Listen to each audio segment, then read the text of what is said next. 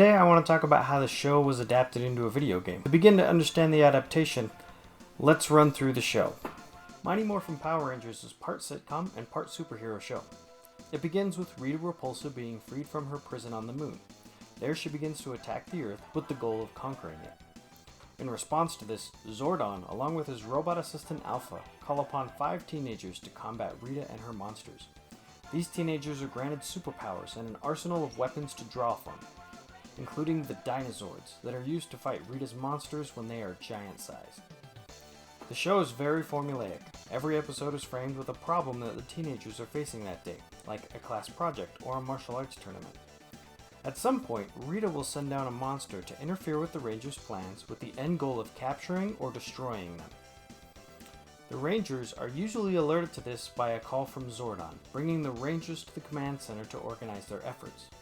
The fight usually starts with a battle against the basic henchmen, the Putty Patrollers. After that, the Rangers will morph, taking on the monster of that episode. After the monster starts to lose the battle, Rita will grow the monster to a gigantic form, forcing the Rangers to call upon their Zords for battle. The Zords combine together to form the Megazord, and after a few more fight scenes, the Rangers will perform their finishing move and destroy the monster. After this, there's usually a shot of Rita being upset because she lost, and then the episode concludes with a resolution to the teenager issue introduced at the beginning of the episode. Now, I know that I'm not alone in describing the show as peak 90s television. This is so 90s! While other shows of the time had fights resolved quickly, often with little action, Mighty Morphin Power Rangers had long choreographed fight scenes with the heroes as teenagers and in their morphed ranger forms. This highlighted one of the main recurring themes of the series: teamwork. Having the Rangers control giant robots that could combine together to form a Megazord also reinforced the teamwork aspect of the series. Often the Rangers prepared for the giant form fight by calling their individual Zords and immediately forming the Megazord. What's really interesting about this show is the way that they use the theme song. The theme song plays at the beginning of the episode, but they also use variations of the melody in different scenes of the show. They always play the theme song when the Rangers are about to turn the tide of battle or deliver a finishing blow, so it's a cue to the audience that this is when something cool is about to happen when you hear the theme song cue up. The television show was all about watching a team of superheroes work together to vanquish the forces of evil, framed with a sitcom at the beginning and the end. When moving to a video game, the object is to draw the player into the experience of the main characters of the show that is being adapted, adding in game mechanics that reinforce the most important aspects of the show, and trimming away the aspects that are better in the show than in the video game. So, let's fire up the Super Nintendo.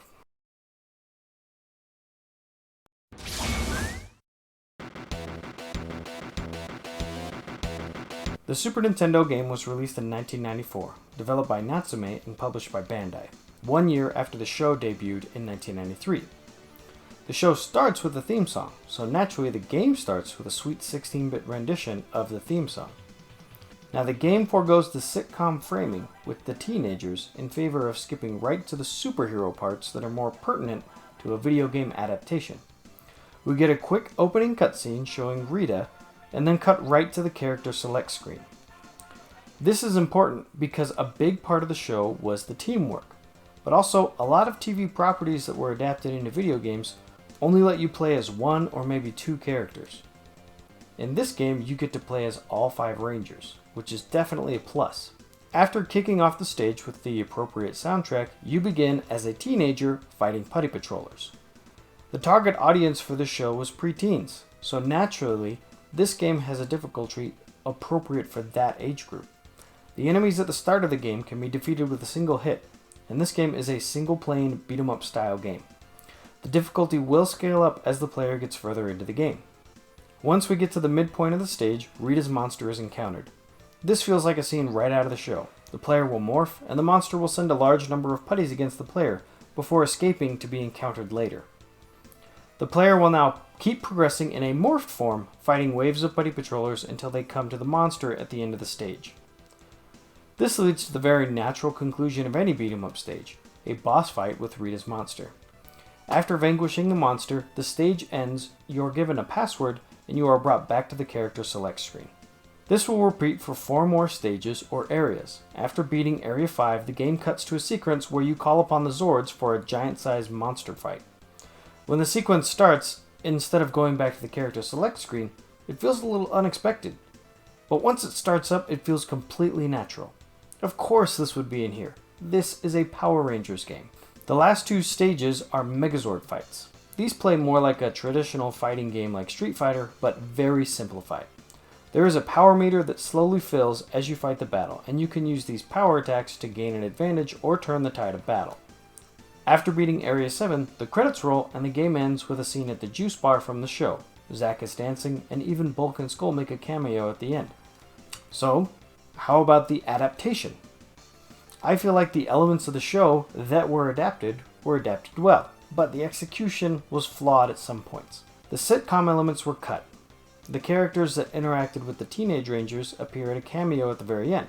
I feel like this is appropriate for an adaptation of this kind. The music transition is successful. The theme song plays at the start of the game and is used for important scenes in the game, like morphing or stage clear jingles. All of the villains come right out of the show.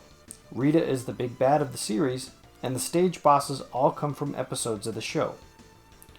The Teenager, Power Ranger, and Megazord forms appear during the game. The Megazord fights feel like you are controlling a giant robot in comparison to the Ranger stages where you're pursuing a monster and fighting putty patrollers. There's only one essential part that I feel is missing from the game. Zordon and Alpha are nowhere to be found. Now, I feel like this could be solved with a transition in between the scenes where, instead of cutting right to the character select screen, Zordon and Alpha appear to explain the boss of the next stage, and maybe some of the moves that you might encounter. And then, when you do go to the character select screen, have that be in the command center. That way you have those elements moved from the show to the video game. But the biggest flaw in execution, I feel, is the teamwork that is so emphasized in the show. In the game, you play as one ranger at a time. Now, it is good that you can play as all 5, but you play as one at a time, and you go through the entire stage with that single ranger. Now, there's a couple ways to fix this. You could have the rangers be split up. That would mean that you would have to select a different ranger for each of the first 5 areas. You could do it this way, and it would make sense as to why you were only playing one ranger at a time, but the Rangers didn't really split up very much in their series. In the end, the fight was usually solved when all 5 Rangers got back together and fought the monster as one cohesive unit. I think a better way to solve this problem would be to handle it the same way they handled the team of Teenage Mutant Ninja Turtles in their first game on the NES. In this game, you control the team of turtles at the same time, but only one turtle at a time. So you could be playing as Leonardo, and then at any point in the game you can pause it and switch to a different turtle. So now you're playing as Donatello. Each turtle has their own health bar, and so you can manage the entire team as you go, but it still feels like you're controlling the entire team of turtles. If they did that in this game, it would bring the teamwork aspect to the front the same way that they do it in the show. It'll be a lot more impressive if we acted like a team. So overall, I feel like Mighty Morphin Power Rangers is a pretty good adaptation from the show into a video game. And I'd say it's better than most at the time. Usually, adaptations from different IP at the time would usually translate to a platformer set in that game world, and usually a mediocre platformer. Candidly yours, 8-Bit Dad 7DC, better known as Seth.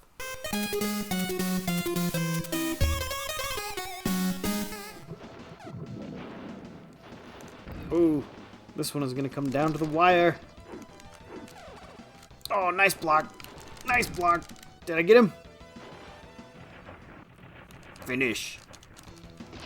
Nice!